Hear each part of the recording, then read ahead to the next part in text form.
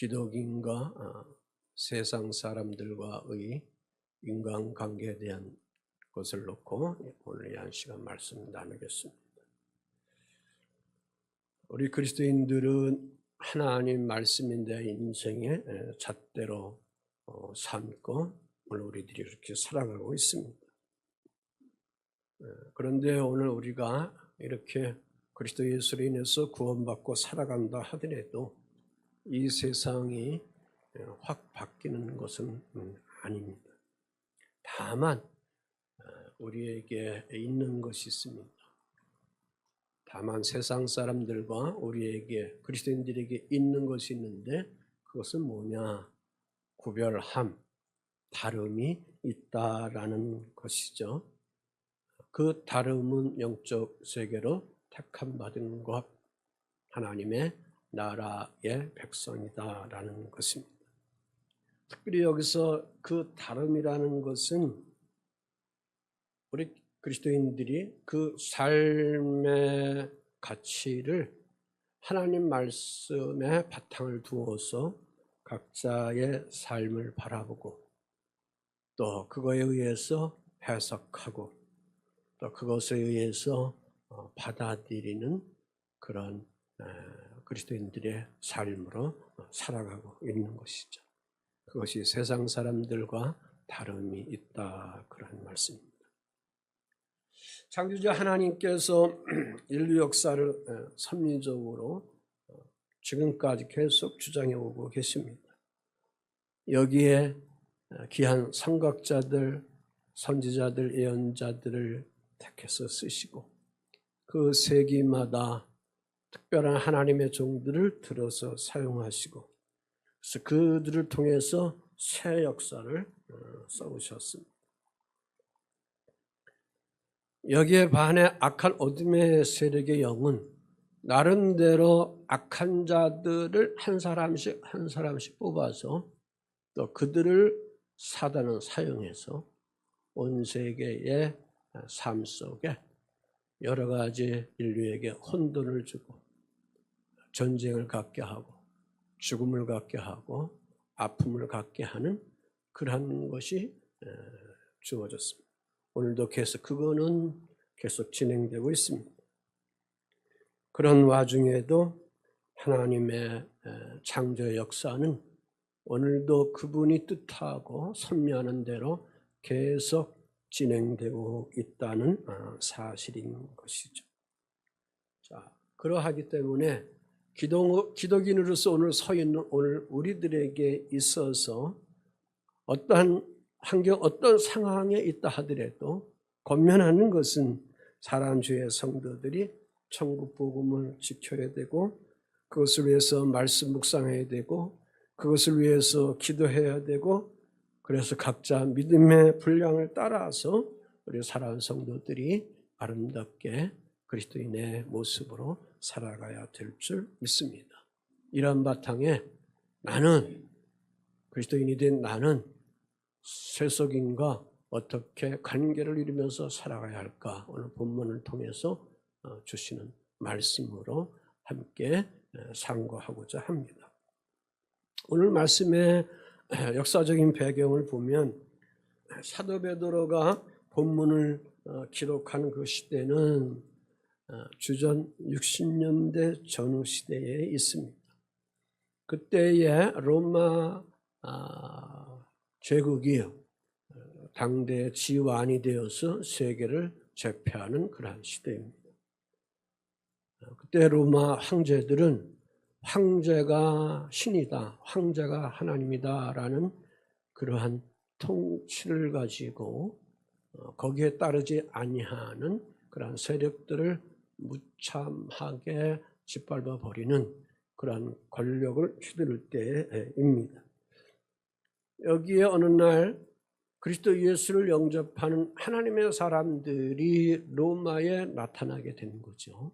그래서 그 로마의 정치 권력에 대한 것들에 대해서 대항하는 모습으로 그들에게 비춰지게 된 것입니다. 기독인들은 오직 창조주 하나님만이 오직 유일한 하나님입니다. 그분만이 온전한 신이십니다. 그렇게 주장하기에 당대의 이 로마 제국의 황제들은 오직 신은 자기밖에 없는데 또 다른 신이 있음에 대한 거에 대해서 정치적인 권력을 가지고 짓밟으며 수많은 그리스도인들을 핍박하고 박해하고 불에 태워 죽이게 하고 사자의 밥이 되게 하고 하는 그러한 어려움을 주게 되었던 것이죠. 언제까지? AD 313년 콘스탄틴 대제가 기독교를 공인할 적까지 이러한 환경이 주어지게 된 겁니다. 그래서 사도 베드로가 베드로전서 여기 2장 19절 말씀에 보면 그 성도들에게 부당하게 고난을 받아도 그랬습니다. 부당하게 고난을 받더라도 다시 말해서 불리하게 받는다 하더라도 억울하게 너희들이 받는다 하더라도 내가 예수 믿는 것 때문에 어떤 큰 이유도 없는데 억울하게 불리하게 고난을 받아도 그 괴로움 속에 괴로움으로 너의 인생을 마감하지 말고 너희들 안에 하나님의 영, 주의 영을 모시고 있기 때문에 능히 그것을 통해서 능히 이기면서 그리스도인다운 삶을 살아가라. 그렇게 여기서 격려를 해주고 있습니다. 당시 기독교인들이 예수 믿는 것 때문에 이유 없이 고난을 받습니다. 불이익을 당하고 심한 미움을 받습니다. 붙잡혀갑니다. 맹수의 밥이 됩니다. 콜로세움 원형경기장에 가서 배고픈 사자들을 풀어놓고 거기에 잡아놓은 그리스도인들을 다 사자의 밥이 되도록 그렇게 만들어버립니다. 그것을 황제나 온 로마 시민들이 보고 낄낄대고 정신 나간 사람들로 그들이 웃어대고 비양하고 삿대질하고 욕하고 그렇게 합니다. 세상 사람들은 성도들을 따돌립니다. 취직도 안 됩니다. 비난의 대상입니다. 자, 이러한 기독교의 박해 시대에 있는 성도들에게 사도가 지금 교훈해 주고 있는 겁니다. 예수 그리스도께서 당하신 고난을 그런 가운데도 생각하면서 살아가라. 오늘 너희들에게 주어진 현실 속에 이러한 어려운 일들, 박해, 핍박받는 거 오래 참으면서 살아가라. 그렇게 권면을 하고 있습니다. 그러니까 기독교인이다라는 거 하나 때문에 세속의 사람들로부터 공격받습니다. 혐오감을 받습니다. 미움을 받습니다. 모욕을 받습니다. 부끄러움에 처하게 비난을 합니다. 재수없다고 저주합니다. 오늘 우리 사회에도 사회 저변에 기독교에 대해서 거부감을 갖는 그런 잠재력이 가지고 있습니다. 그런 것들이 깔려 있습니다. 자, 이러한 세상 속에서 여러분들이 그리스도 예수를 영접하며 그들과 함께 공유하면서 지금 살아가고 있습니다. 여기서 여러분들이 어떻게 성도다운 모습으로 살아가야 할까? 그들과 어떤 관계를 이루어가면서 살아가야 할까라는 것을 오늘 사도 베드로가 우리에게 그걸 교훈해 주고 있는 겁니다. 먼저 거기에 들어가기 전에 교회 안에서 성도와 성도 간의 인간관계에 대한 것을 먼저 말하고 있습니다. 8절에 너희가 다 마음을 같이하여 동정하며 형제를 사랑하며 불쌍히 여기며 겸손하며 그랬습니다. 성도들과의 관계 속에는 몇 가지 여기 나오고 있는데 항상 다 마음을 같이해야 된다. 한 마음을 가져야 된다. 그렇습니다. 다 마음을 같이 한다는 것은 호모프로네스라는 헬라어입니다. 서로 의견이 다르지만 서로 조화를 이루고 나오는 한 마음을 여기서 의미하고 있습니다. 자, 오늘 우리가 이렇게 다 여기 준전에 나와 앉아서 예배하면서 여러분들이 생각하는 거, 판단하는 거, 여러 가지 다 다릅니다. 바라보는 관점도 다르고 가치관도 다르고 세계관도 다 다릅니다. 그러나 우리 성도들은 가정이나 교회나 사회에서 서로 다름이 오히려 부족함과 약한 점을 채워주는 그러한 조화로움의 화해자로서 오늘 우리들이 살아가야 될 줄 믿습니다. 피스메이커라. 고급스러운 영어의 표현이죠. 여러분이 그러한 조화롭게 화해자로서 모든 것들을 채워주면서 살아갈 수 있는 그런 한 마음을 가진 사람이 되어야 합니다. 그래서 사도 바울이 빌립보서 2장 2절 3절 말씀에 보니까 마음을 같이하여 같은 사랑을 가지고 뜻을 합하여 한 마음을 품어 그랬습니다. 여러 다양성이 있고 여러 다양한 가치관이 있는데 성도와 성도와의 관계는 마음을 같이하라, 같은 사랑을 가지라, 그것을 뜻을 합해라. 그래서 늘 한 마음을 교회 공동체에서는 가져야 한다. 그러면서 3절에 아무 일에든지 다투면 허영으로 하지 말고 오직 겸손한 마음으로 각자 자기보다 남을 낫게 여기고 그랬습니다. 다시 말해서 주 예수 그리스도가 낮은 자의 마음으로 십자가 지신 것처럼 낮은 자로서의 삶을 그리스도 예수의 복음을 가진 주의 자녀들이라면 그러한 낮은 자의 생각, 곧 겸손함을 가지면서 살아가는 것이 마땅하다 그랬습니다. 이 빌립보 교회에 불협화음이 생겼어요. 갈등이 생겼어요. 그래서 하나의 공동체로 한 마음이 되어 나가기 위해서 이러한 말씀을 여기서 권면해 주고 있는 겁니다. 마치 한 사람의 지휘자 아래 오케스트라 단원이 바이올린이 있고 비올라가 있고 트럼펫이 있고 트럼본이 있고 첼로가 있고 호른이 있고 피콜이 있고 뭐 이런 여러 악기들이 있는데 한 사람의 지휘에 의하여 그 악보 속에 나오는 음각을 가지고 하나의 화음을 만들어 나가는 것처럼 교회 안에도 첼로 같은 사람이 있고 바이올린 같은 사람이 있고 피아노 같은 사람들이 있는데 다 다른데 주의자 되신 예수 그리스도를 따라서 한 마음이 되어서 한 공동체로서 불협화음 없이 하나님 나라를 세워가는 그러한 하나님의 자녀들로 거룩하게 살아가는 것이 마땅하다 그랬습니다. 자, 이런 것은 비록 어디서부터 나오냐? 우리가 그리스도 예수의 거룩한 모습을 닮아가는 성화의 정신으로부터 주어지게 된다. 그래서 그것을 위해서 늘 다 마음을 어떻게 하라? 같이 하라. 또 하나는 동정하라 그랬습니다. 동정해야 한다. 동정해야 한다. 심파세스라 그럽니다. 상대의 감정과 처지에 깊이 공감하는 능력을 얘기하고 있습니다. 상대방이 어떻게 생각하고 있는가?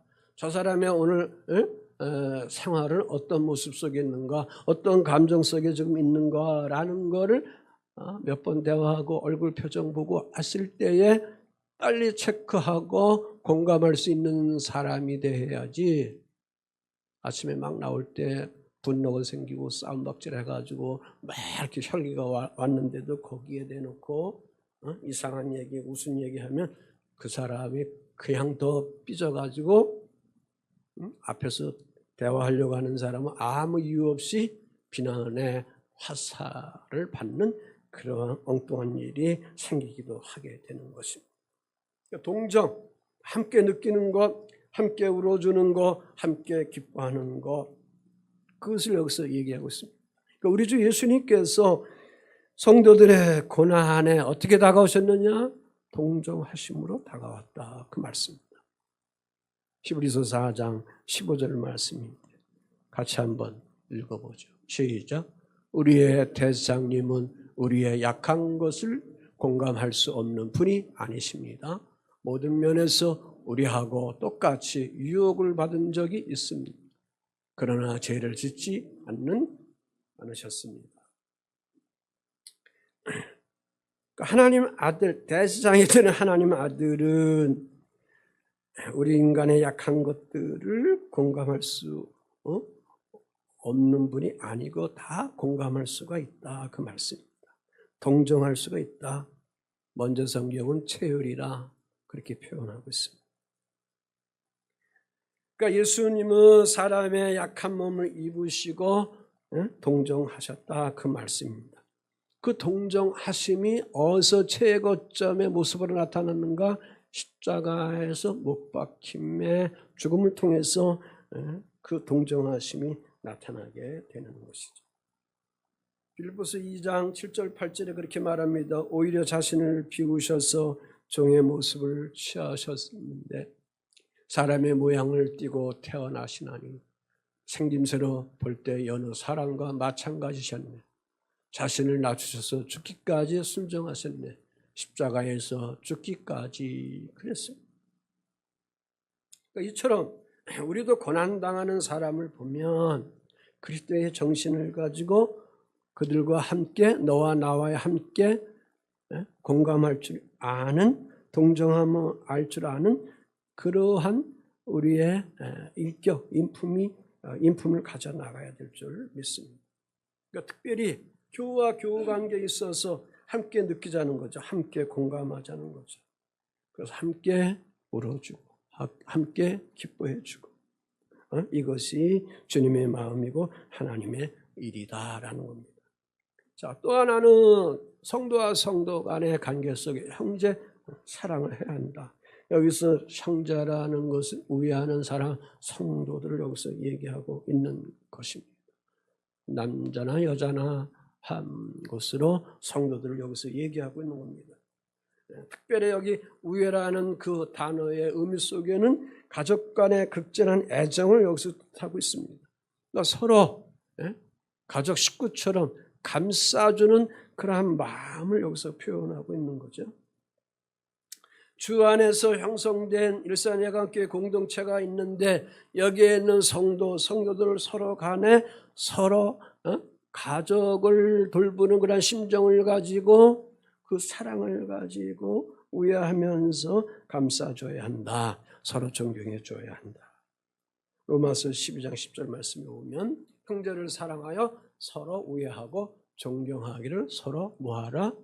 먼저 하라 그랬습니다. 먼저 하라. 기다리지 말라고. 먼저 하라.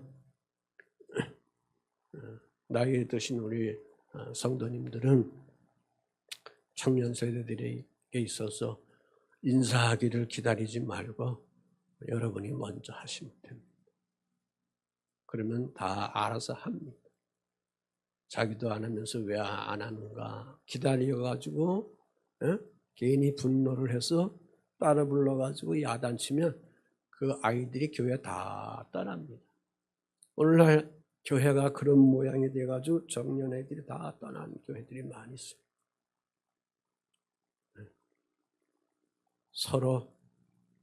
서로 인사하면서 나이 들수록 먼저 여러분이 말할 수 있는 그러한 겸손한 아량을 가져 나가야 될 줄 믿습니다. 자, 또 하나는 성도는 서로 어떻게 되냐? 불쌍히 여겨줘야 한다. 여기 불쌍히 여긴다는 거, 좋은 마음을 가진다는 것을 얘기합니다. 그런데 여기에 그 뜻은 어느 정도 좋은 마음을 가져야 되느냐, 불쌍히 여겨야 되느냐, 그것은 심장이 아플 정도로 지체들을 사랑하는 의미가 여기에 있는 거죠. 그러니까 성도들이 서로 동정한다는 말은 그 깊은 마음에서 나오는 그 우러름을 가지고 서로 지체된 성도들의 우애하고 사랑하라 그 말씀. 예수님이 이런 말씀하셨습니다. 12년 동안 혈루증, 출혈병에 시달려서 고통받는 한 여인이 많은 의사 선생님들을 만났는데 오히려 12년 동안 그렇게 고생해도 괴로움에 더 겪게 된 것이죠. 병원비로 인해서 자기 재산은 다 버리게 되었습니다. 건강은 더 나쁜 상태에 빠지게 되었습니다. 이때 이 여인이 예수님의 소문을 듣습니다.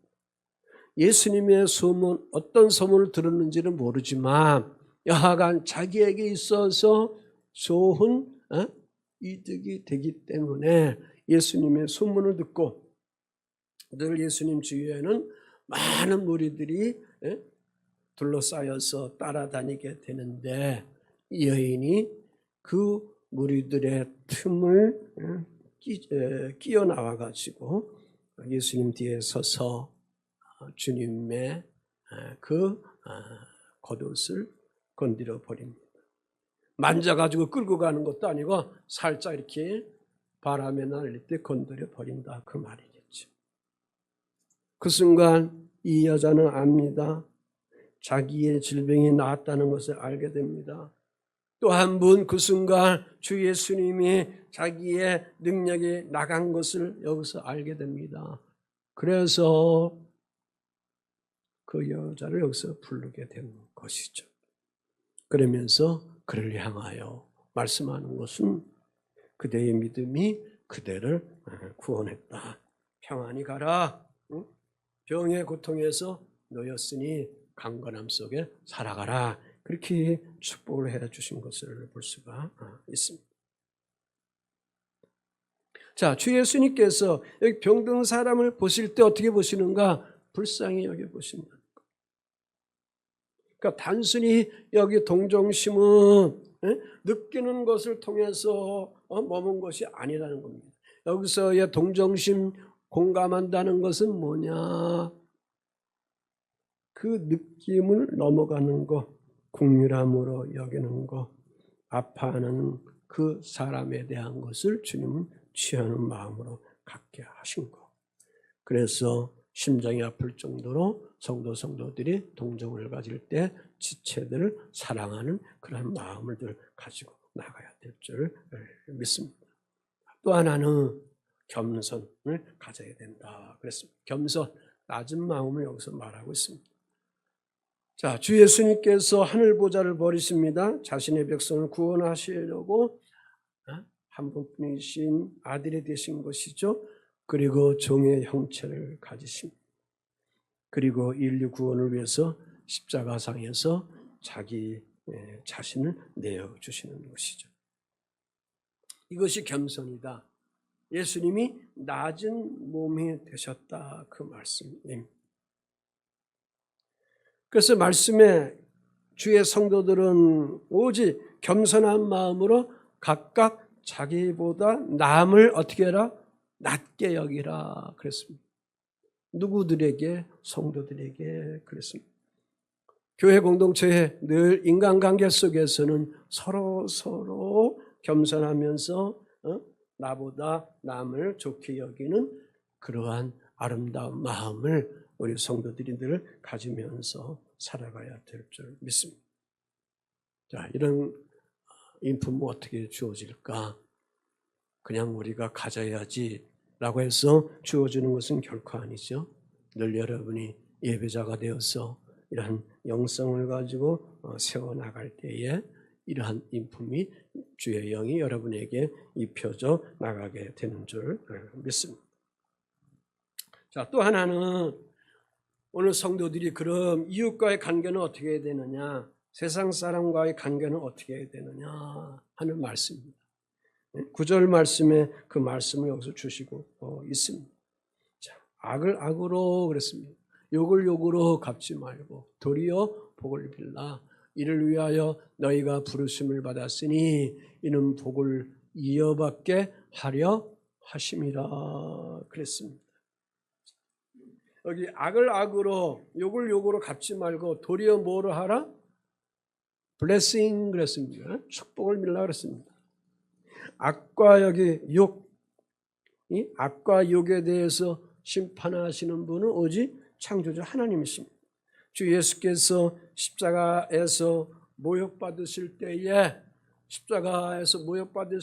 그 모욕받는 것 때문에 사람들에게 로마 병정들에게 위협하지 않았습니다.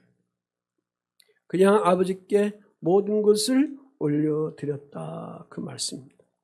그래서 하나님 아버지의 뜻을 받들어서 주님이 가실 길을 가셨다. 고난을 받으시면서 가셨다. 그러면서 아버지 저들을 사하여 주세요. 자기들이 하는 짓을 모릅니다. 그렇게 중보 기도하신 것이죠.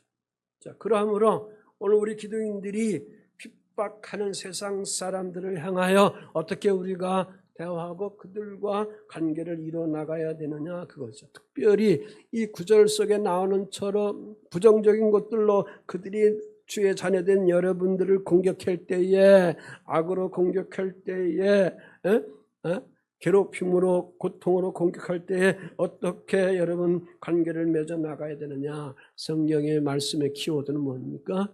복을 빌으라 그랬습니다. 복을 빌어주라. 아멘. 자, 그 다음에 판단, 판결, 심판은 누가 하느냐? 하나님이 하셔서 하시겠다.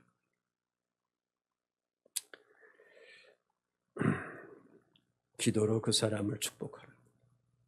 특별히 식구들 관계 속에, 친족들 관계 속에 이렇게 악하게 대하는 사람들 있죠. 아주 욕되게 대하는 그러한 사람들이 있는데, 명절날 그들을 보면 괜히 그냥 마음이 두근거리고 화가 올라오고 미움이 주어지게 되고 그렇게 돼요. 이걸 어떻게 다스려야 되느냐, 우리 그리스도인들이 어떻게 다스려야 되느냐, 그거예요. 그래서 기도하면서 중보로 그냥 축복만 해주라는 거예요. 예? 복을 빌어주라는 거예요. 나머지는 인간의 생명을 좌지우지하시는 창조자 하나님이 아셔서 판단하시겠다. 그 사람을 멸망시키려면 멸망시킬 수 있고, 죽이려면 죽일 수도 있는 것이고, 안 되게 하려면 안 되게 할 수도 있는 것. 그거를 오늘 하나님이 아닌 인간이 판단해서, 인간이 판사가 되어서 심판해서 그들에게 악을 대하는 그러한 어리석은 그리스도인으로 살아가지 말라. 그렇게 여기서 권면해주고 있는 것입니다. 왜 그러냐? 이 말씀 속에 보면 이를 위하여 너희가 뭐예요? 부르심을 받았다 그랬습니다. 이를 위하여 부르심을 받았다.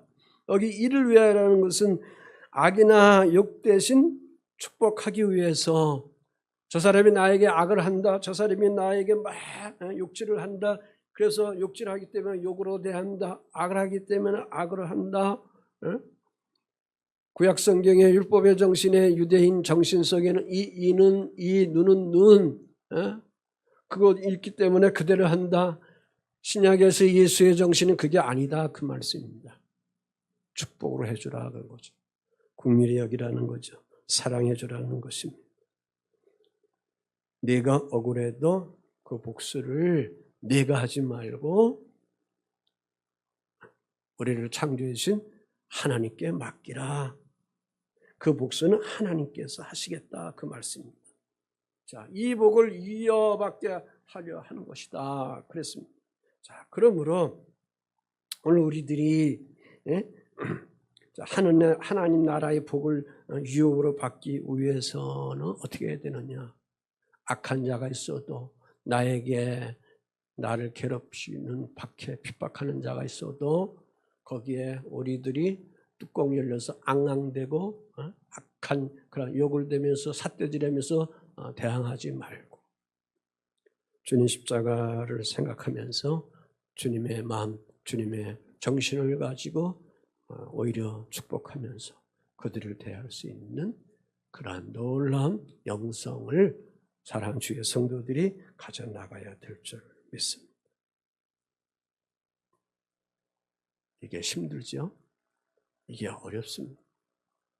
그래서 늘 우리는 말씀과 기도와 말씀으로 내 마음을 다스릴 줄 아는 그런 영성 생활을 해 나가야만 하는 것입니다. 특별히 하나님 말씀을 깊게 묵상해서 성경을 많이 통독했다. 며칠 전에 어떤 장로님 만났는데 은퇴하고 나서 나 성경을 벌써 8번 통독했다. 많이 통독하는 것이 아니라 한두 번 통독 다 했으면, 자, 마태복음, 그럼 마태복음이라도 계속 한 50번 읽고, 히브리서, 그럼 히브리서 한번 50번 읽고 하면 딱 그 문맥이 그 맥이 서줍니다. 그러면서 그 바탕을 통해서 주님의 마음을 헤아릴 수 있는 놀라운 지혜가 성령께서 여러분에게 주어져서 삶의 모든 영역 속에 아름다운 삶의 이익을 가질 수 있도록 그렇게 인도해 주시는 것입니다. 자, 왜 성도들이 이렇게 억울하게 살아가야 되느냐? 우리가 판단할 때 그렇습니다. 그런데 주님은 우리에게 사도를 통해서 말씀하기를 10절, 11절에 그랬습니다. 그러므로 생명을 사랑하고 좋은 날 보기 원하는 자는 혀를 금하여 악한 말을 그치며 그 입술로 거짓을 말하지 말라 그랬습니다. 여기 보면 우리 그리스도인들은 주 예수로 이루어진 영원한 생명을 오늘 우리들이 사랑해야 하는 것입니다. 그래서 여기 생명을 사랑하고 좋은 날 보기를 원하는 자 그랬습니다. 누가? 복음 안에 있는 주의 자녀되는 성도된 여러분을 그렇게 얘기하고 있습니다. 여기 생명, 헬라어로 조에라고 얘기합니다. 어떤 생명이냐? 영적인 생명, 영원한 생명, 예수께서 십자가상에서 죽으시면서 주신 그 생명을 얘기하는 겁니다. 자, 그 생명을 받은 주의 자녀들에게는 뭘 보기를 원하느냐? 무슨 날? 좋은 날. 여기 굿데이라고 했습니다. 좋은 날을 보기를 원하라. 여기 좋은 날을 보기를 원하는 자가 되라 했을 때에 그리스도인들에게 좋은 날은 뭘까? 내 영혼이 하나님 나라에 들어가 주님과 함께 거하게 되는 것. 주 예수 재림 때 신부로서 혼인잔치와 천년왕국에 참여하게 되는 그러한 것. 백보자 심판 후에 새하늘 새 땅에 들어가 영원 천국을 누려나가게 되는 그러한 나를 가지고 있는 나를 여기서 얘기한 겁니다. 그것을 누가 여기서 바라보고 있습니까? 복음 안에 있는 주의 자녀들이 바라보고 있다. 그 말씀입니다.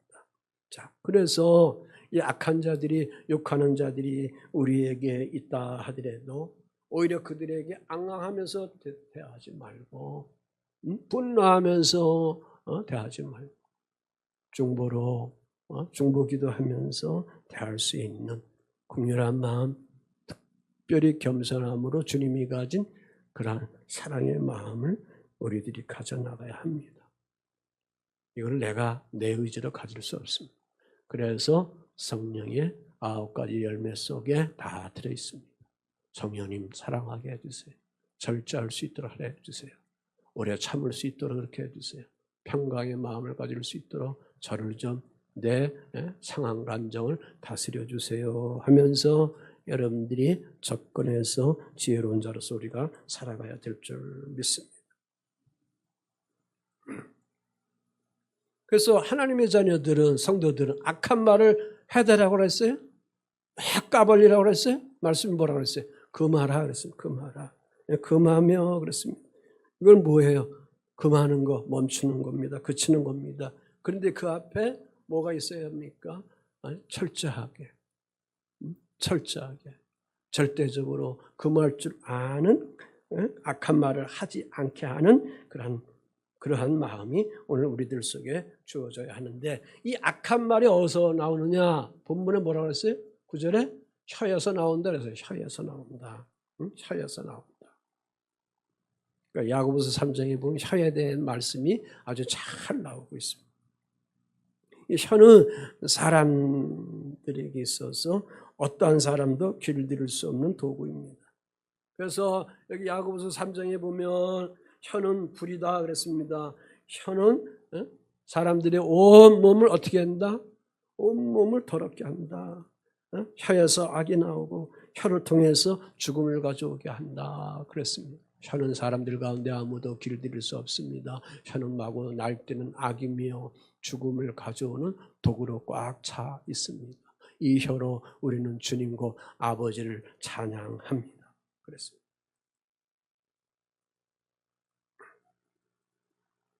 그런가 하면 이 혀로 우리는 사람들을 저주합니다.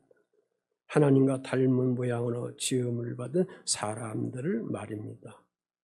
같은 입에서 찬양과 저주가 나옵니다. 나의 형제 자매 여러분, 그렇게 돼서는 안 됩니다. 그렇습니다. 그러니까 우리의 이 혀를 통해서 하나님을 찬양하기도 하고 또 사람을 저주하기도 하고. 그래서 혀를 가지고 우리가 이 절제적인 성화의 생활에 대한 것이 훈련이 안 되면 그냥 마구 막 불이 돼가지고 저주가 되어서 막 쏟아부게 되는 거예요. 근데 이 혀에서 뭐가 나오는 거예요? 언어가 나오죠. 말이 나오는 거예요. 그래서 이 말이라는 것은 뭐가 있습니까? 권세라는 것이 있습니다. 그래서 말이라는 것을 통해서 계속 부정적인 거, 약한 거, 악한 말들 하면은 이상하게 그 말에 사람이 주눅이 들 수밖에 없게 되는 겁니다. 이건 참 신기한 겁니다. 하나님이 그렇게 만들었어요. 자, 그러므로 우리 성도들이 혀를 다룰 수 있는 그런 길은 뭐냐? 오직 성령을 따를 때 가능하게 되는 거죠. 내 몸뚱이가 일함에 있어서 혀가 죄를 범하게 내버려 둬서는 안 된다 그랬습니다. 그래서 오늘도 우리가 하나님께 기도하면서 살아갈 때에 주님 나의 혀를 다스려 달라고 간구할 줄 아는 그런 하나님의 사람으로 살아가야 합니다. 이걸 다스릴 줄 알아야 좋은 날을 바라보며 살아갈 수 있는 그런 믿음의 성공자들이 되어가게 되는 것이죠. 그러므로 마지막에 여기 보면 모든 것을 공의로 판결하신 하나님이다 그랬습니다. 12절 말씀에 보니까 이렇게 이제 말씀하고 있습니다. 주의 눈은 의인을 향하시고 그의 귀는 의인의 간구에 귀 기울이시되 주의 얼굴은 악행하는 자들을 대하시느니라 그랬습니다. 주의 눈은 누구를 향한다고요? 의인. 그의 귀는 의인의 간구에 귀를 기울인다. 주의 얼굴은 누구를 향하여? 악한 자들에게 늘 거한다 그랬습니다. 여기 의인이라는 것은 세상 사람이 얘기하는 의인을 얘기하는 것이 아니고 복음 안에 거하여 있는 자, 주는 그리스도시여 살아계신 하나님의 자녀입니다. 복음 안에 거하여 있는 자에게 있어서 의인을 여기서 말씀해 주고 있는 것이죠.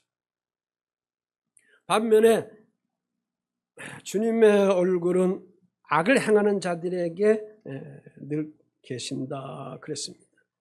그러니까 악을 행하는 자들에게 주님이 어떻게 대하는가? 주의 얼굴이 그들에게 진노로 대하신다 그거죠. 심판의 진노로 대하신다. 다시 말해서 악을 행하는 자들을 하나님은 절대 그냥 내버려 두지 아니한다. 소돔과 고모라가 되도록 하나님은 징벌하시지 악을 행하는 자들은 절대 내버려 두지 않는다 그랬습니다. 시편 34편 16절 말씀인데 같이 한번 읽어봐요. 시작. 여호와의 얼굴은 악을 행하는 자를 향하사 그들의 자취를 땅에서 끊으려 하시는도다 그랬습니다. 그러니까 주님의 얼굴은 악을 행하는 자들을 늘 향한다 그랬습니다.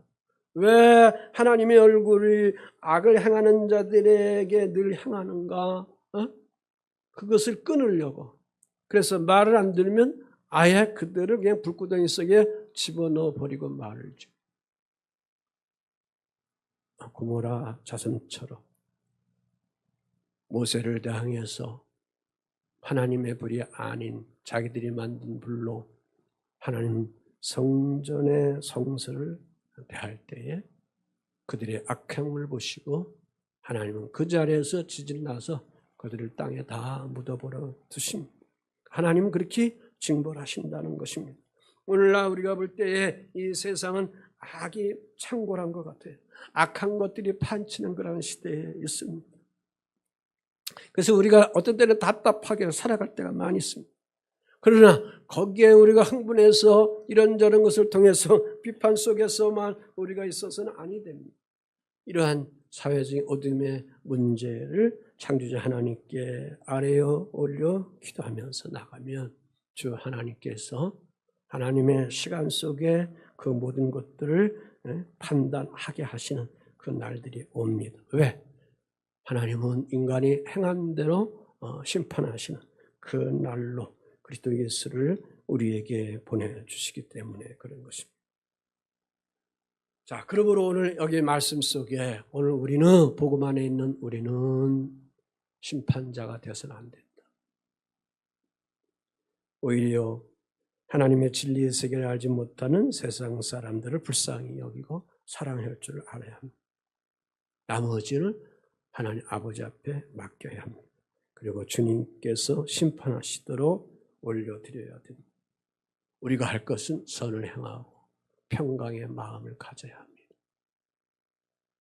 젊은 세대 여러분, 가정에서 부모님들, 인간관계 속에 나를 불편하게 하고 내 마음을 상하게 하는 그런 환경들이 종종 있습니다.